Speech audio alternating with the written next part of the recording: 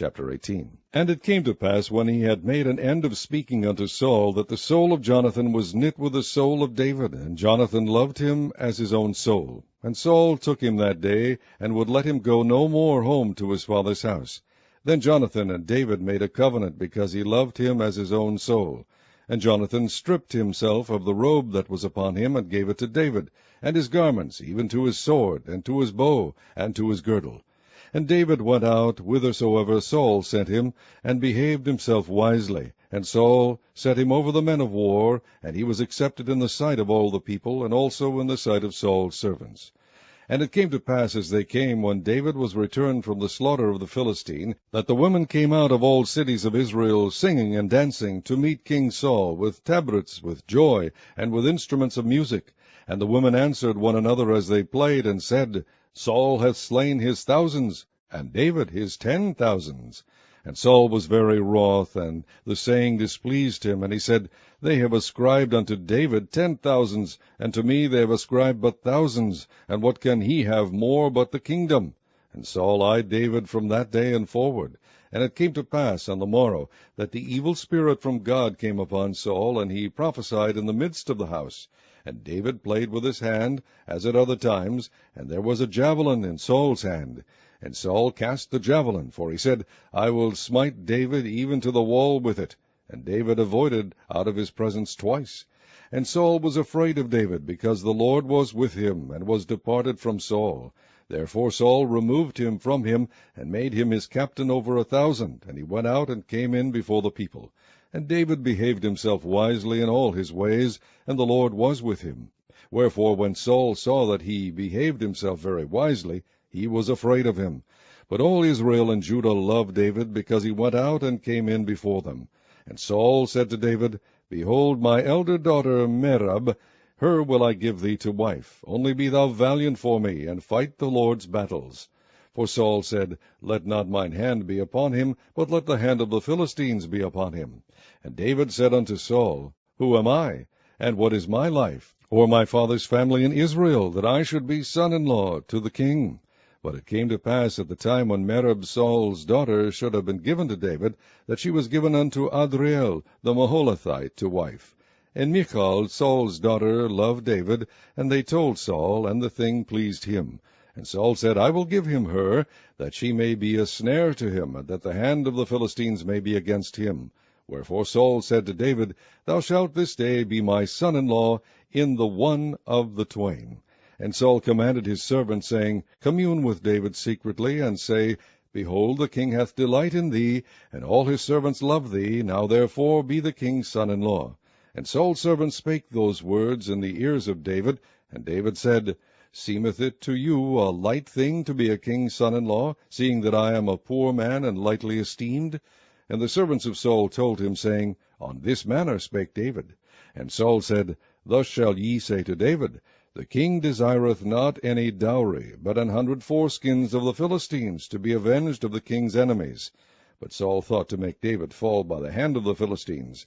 And when his servants told David these words, it pleased David well to be the king's son-in-law, and the days were not expired. Wherefore David arose and went, he and his men, and slew of the Philistines 200 men.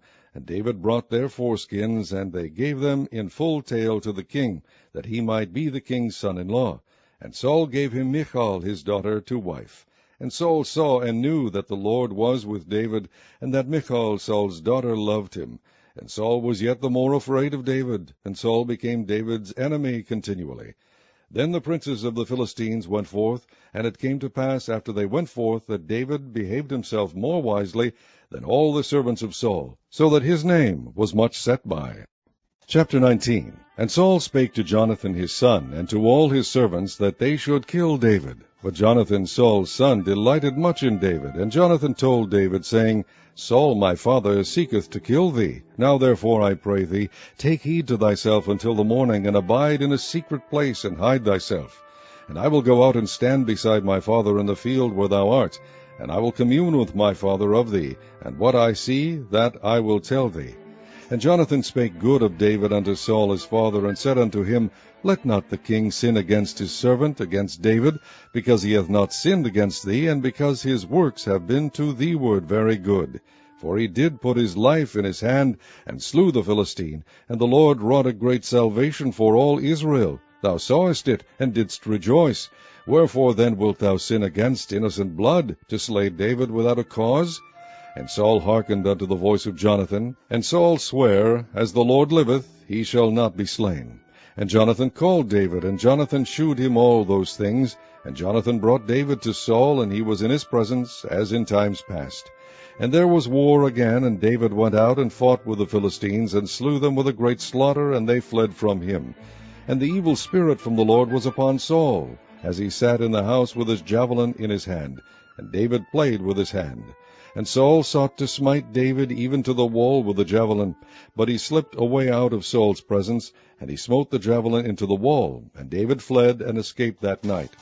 Saul also sent messengers unto David's house to watch him, and to slay him in the morning.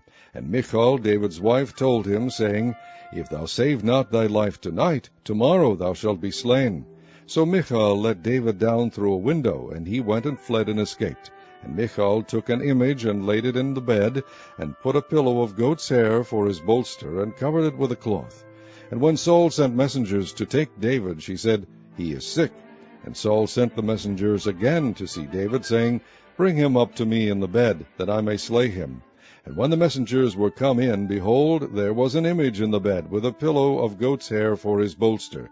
And Saul said unto Michal, Why hast thou deceived me so, and sent away mine enemy, that he is escaped? And Michal answered Saul, He said unto me, Let me go, why should I kill thee? So David fled and escaped, and came to Samuel to Ramah, and told him all that Saul had done to him. And he and Samuel went and dwelt in Naioth. And it was told Saul, saying, Behold, David is at Naioth in Ramah. And Saul sent messengers to take David, and when they saw the company of the prophets prophesying, and Samuel standing as appointed over them, the Spirit of God was upon the messengers of Saul, and they also prophesied. And when it was told Saul, he sent other messengers, and they prophesied likewise. And Saul sent messengers again the third time, and they prophesied also. Then went he also to Ramah, and came to a great well that is in Sechu. And he asked and said, Where are Samuel and David? And one said, Behold, they be at Naioth in Ramah. And he went thither to Naioth in Ramah. And the Spirit of God was upon him also. And he went on and prophesied until he came to Naioth in Ramah. And he stripped off his clothes also, and prophesied before Samuel in like manner, and lay down naked all that day and all that night. Wherefore they say, Is Saul also among the prophets? Chapter 20. And David fled from Naioth and Ramah, and came and said before Jonathan, What have I done? What is mine iniquity? And what is my sin before thy father, that he seeketh my life? And he said unto him, God forbid, thou shalt not die. Behold, my father will do nothing either great or small, but that he will shew it me. And why should my father hide this thing from me?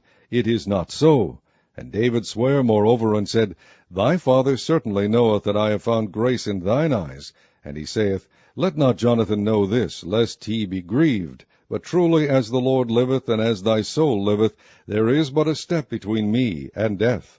Then said Jonathan unto David, Whatsoever thy soul desireth, I will even do it for thee. And David said unto Jonathan, Behold, tomorrow is the new moon, and I should not fail to sit with the kings at meat. But let me go, that I may hide myself in the field unto the third day at even. If thy father at all miss me, then say, David earnestly asked leave of me, that he might run to Bethlehem his city, for there is a yearly sacrifice there for all the family. If he say thus, It is well, thy servant shall have peace. But if he be very wroth, then be sure that evil is determined by him. Therefore thou shalt deal kindly with thy servant, for thou hast brought thy servant into a covenant of the Lord with thee. Notwithstanding, if there be in me iniquity, slay me thyself, for why shouldest thou bring me to thy father? And Jonathan said, Far be it from me, for if I knew certainly that evil were determined by my father to come upon thee, then would not I tell it thee? Then said David to Jonathan, Who shall tell me, or what if thy father answer thee roughly? And Jonathan said unto David, Come, and let us go out into the field. And they went out both of them into the field. And Jonathan said unto David, O Lord God of Israel, when I have sounded my father about tomorrow any time, or the third day, and behold, if there be good toward David, and I then send not unto thee, and shew it thee? The Lord do so, and much more to Jonathan. But if it please my father to do thee evil, then I will shew it thee, and send thee away, that thou mayest go in peace, and the Lord be with thee, as he hath been with my father. And thou shalt not only while yet I live shew me the kindness of the Lord, that I die not, but also thou shalt not cut off thy kindness from my house forever, no, not when the Lord hath cut off the enemies of David every one from the face of the earth. So Jonathan made a covenant with the house of David, saying, Let the Lord even require it at the hand of David's enemies. And Jonathan caused David to swear again, because he loved him, for he loved him as he loved his own soul. Then Jonathan said to David, Tomorrow is the new moon, and thou shalt be missed, because thy seat will be empty. And when thou hast stayed 3 days, then thou shalt go down quickly, and come to the place where thou didst hide thyself, when the business was in hand, and shalt remain by the stone Ezel. And I will shoot 3 arrows on the side thereof, as though I shot at a mark. And behold, I will send a lad, saying, Go, find out the arrows. If I expressly say unto the lad, Behold, the arrows are on this side of thee, take them. Then come thou, for there is peace to thee, and no hurt, as the Lord liveth. But if I say thus unto the young man, Behold, the arrows are beyond thee, go thy way, for the Lord has sent thee away. And as touching the matter which thou and I have spoken of, behold, the Lord be between thee and me forever. So David hid himself in the field. And when the new moon was come, the king sat him down to eat meat. And the king sat upon his seat, as at other times, even upon a seat by the wall. And Jonathan arose, and Abner sat by Saul's side, and David's place was empty. Nevertheless Saul spake not anything that day, for he thought, Something hath befallen him, he is not clean, surely he is not clean. And it came to pass on the morrow, which was the 2nd day of the month, that David's place was empty. And Saul said unto Jonathan his son, Wherefore cometh not the son of Jesse to meat, neither yesterday nor today? And Jonathan answered Saul, David earnestly asked leave of me to go to Bethlehem. And he said, Let me go, I pray thee, for our family hath a sacrifice in the city, and my brother, he hath commanded me to be there. And now if I have found favor in thine eyes, let me get away, I pray thee, and see my brethren. Therefore he cometh not unto the king's table. Then Saul's anger was kindled against Jonathan, and he said unto him, Thou son of the perverse rebellious woman, do not I know that thou hast chosen the son of Jesse to thine own confusion, and unto the confusion of thy mother's nakedness? For as long as the son of Jesse liveth upon the ground, thou shalt not be established, nor thy kingdom. Wherefore now send and fetch him unto me, for he shall surely die. And Jonathan answered Saul his father, and said unto him, Wherefore shall he be slain? What hath he done? And Saul cast a javelin at him to smite him, whereby Jonathan knew that it was determined of his father to slay David. So Jonathan arose from the table in fierce anger, and did eat no meat the 2nd day of the month, for he was grieved for David, because his father had done him shame. And it came to pass in the morning that Jonathan went out into the field at the time appointed with David, and a little lad with him. And he said unto his lad, Run, find out now the arrows which I shoot. And as the lad ran, he shot an arrow beyond him. And when the lad was come to the place of the arrow which Jonathan had shot, Jonathan cried after the lad, and said, Is not the arrow beyond thee? And Jonathan cried after the lad, Make speed, haste, stay not. And Jonathan's lad gathered up the arrows, and came to his master. But the lad knew not anything, only Jonathan and David knew the matter. And Jonathan gave his artillery unto his lad, and said unto him, Go, carry them to the city. And as soon as the lad was gone, David arose out of a place toward the south, and fell on his face to the ground, and bowed himself 3 times. And they kissed one another, and wept one with another, until David exceeded. And Jonathan said to David, Go in peace, forasmuch as we have sworn both of us in the name of the Lord, saying, The Lord be between me and thee, and between my seed and thy seed forever. And he arose and departed, and Jonathan went into the city. Psalm 11. To the chief musician, a psalm of David. In the Lord put I my trust. How say ye to my soul, Flee as a bird to your mountain? For lo, the wicked bend their bow, they make ready their arrow upon the string, that they may privily shoot at the upright in heart. If the foundations be destroyed, what can the righteous do? The Lord is in his holy temple, the Lord's throne is in heaven. His eyes behold, his eyelids try the children of men. The Lord trieth the righteous, but the wicked and him that loveth violence his soul hateth. Upon the wicked he shall rain snares, fire and brimstone, and an horrible tempest. This shall be the portion of their cup. For the righteous Lord loveth righteousness. His countenance doth behold the upright. Psalm 59, to the chief musician, Altaschith, Michtam of David, when Saul sent, and they watched the house to kill him. Deliver me from mine enemies, O my God. Defend me from them that rise up against me. Deliver me from the workers of iniquity, and save me from bloody men. For lo, they lie in wait for my soul. The mighty are gathered against me, not for my transgression, not for my sin, O Lord. They run and prepare themselves without my fault. Awake to help me, and behold, thou therefore, O Lord God of hosts, the God of Israel, awake to visit all the heathen. Be not merciful to any wicked transgressors. Selah. They return at evening. They make a noise like a dog, and go round about the city. Behold, they belch out with their mouth. Swords are in their lips, for who, say they, doth hear? But thou, O Lord, shalt laugh at them. Thou shalt have all the heathen in derision. Because of his strength will I wait upon thee, for God is my defense. The God of my mercy shall prevent me. God shall let me see my desire upon mine enemies. Slay them not, lest my people forget. Scatter them by the power, and bring them down, O Lord, our shield. For the sin of their mouth and the words of their lips let them even be taken in their pride, and for cursing and lying which they speak. Consume them in wrath, consume them, that they may not be, and let them know that God ruleth in Jacob unto the ends of the earth. Selah. At an evening let them return, and let them make a noise like a dog, and go round about the city.